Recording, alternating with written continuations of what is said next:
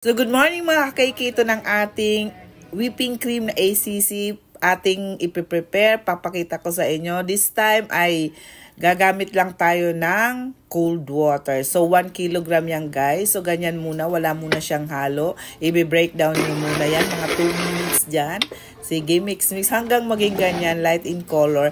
At nandito nga sa instruction, ang ilalagay nyong liquid is 400 grams to 500 grams of cold water.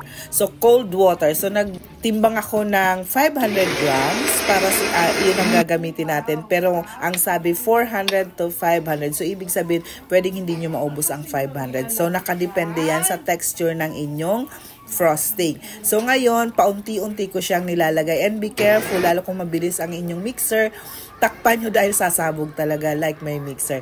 So ayan. So nakita nyo, ayan, halos hindi ko naman siya na